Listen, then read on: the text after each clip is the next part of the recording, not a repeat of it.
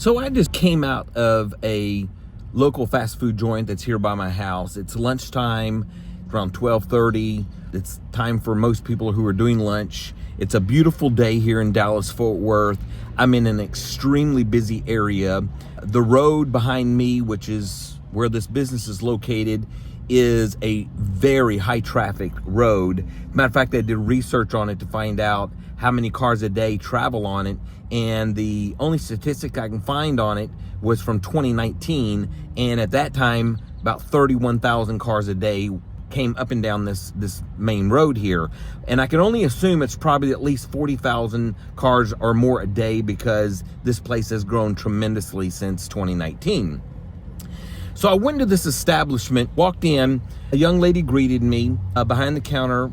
It was a very quick exchange of ordering my food, maybe 30 seconds, no problem. She was nice, wasn't over hospitable, but just, she did her job. And then I went and sat down.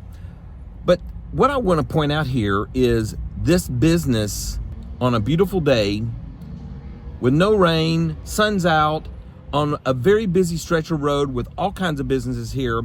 I was the only one in this restaurant. The only one. Now, the food was Nashville hot chicken. I'm not going to say the name of the business, but it was Nashville hot chicken. Not everybody likes that, but I like it. I've been here before several times. I come here periodically, maybe once every few months, because I do like their food. But I was the only one in the store. And I got to thinking, because my business analytical mind comes on, and I've got to thinking, why am I the only one in this restaurant? And I came to the conclusion of several things, and these were just general observations as a consumer walking in, eaten here before, but on this occasion, these were my observations. My question would be to the business owner, if I could ask him this question: do you want profit? If anybody who has any business sense or business savviness, they would say, absolutely, I'm here for profits. Well, my next question would be, would you want to maximize your profits? In other words, would you want to be able to have as much profit as possible and as many consumers? And the answer most likely should be yes. But when I was in this establishment eating, I was in there about 30, 40 minutes. I was still the only one in there the entire time. I left, came to my vehicle to work outside my vehicle for a little bit for about another hour before I left the parking lot. I watched in front of the store. No one went in for that whole another hour that I was sitting in the parking lot. So I know there was at least an hour and a half that went by with no business. And so here's some of the things that I have observed as to why this particular business was probably not profitable. The main thing is they're not profitable because they don't have consumers. And here's what a consumer would probably see. And I'm looking at this through a consumer pair of eyes. The restaurant was clean, the floors, tables, everything was clean. But if you looked at the windows that looked out to the parking lot and the main street, they were filthy. You can tell those windows had not been cleaned on the inside and outside for probably several years. And as a consumer, I would wonder, why wouldn't it be smart to have clean windows? If you're going to have clean inside of the restaurant, go ahead and clean the windows while you're there. And especially if you have no business and there's no one eating there, and you got employees getting paid by the hour that are twiddling their thumbs because there's no business.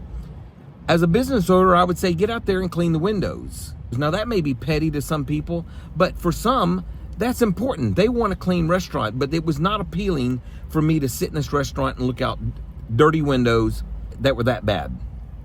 Another thing is that I noticed was they had radio playing on the speakers, and it was really super loud, louder than normal.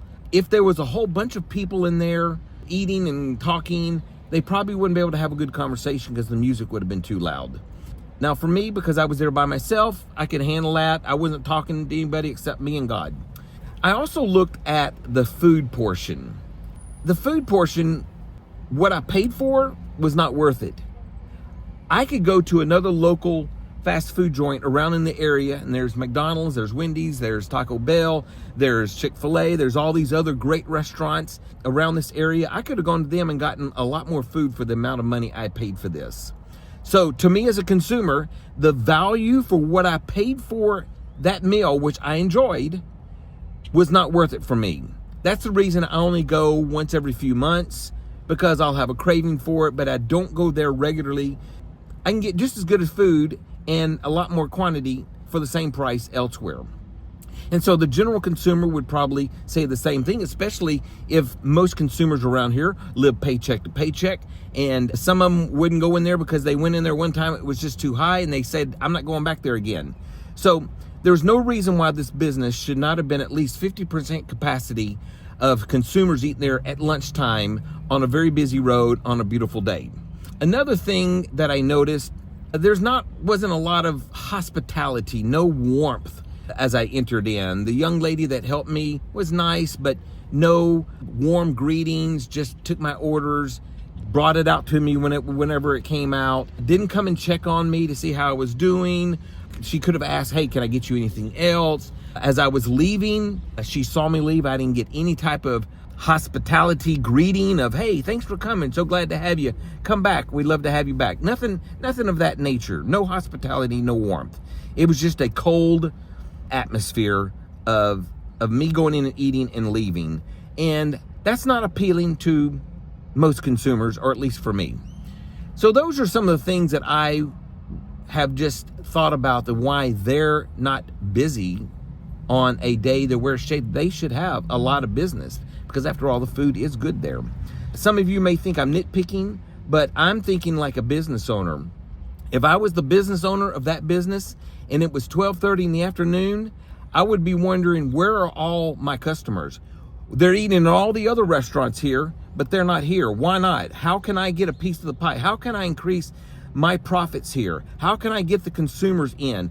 I would be strategizing. I would be doing whatever it took to figure out how to get the consumers in my business, because I don't know how much longer they're going to stay in business based upon my one experience there. They may make enough to stay open, but I guarantee you they're not making a lot of profits. And the business owner may not have enough business savviness to really understand how to make profit and to bring the consumers in to make the profit that he has the potential to make. So that's my thought on the process, being a business analyst and a business strategist. Those are some of the things that I observed.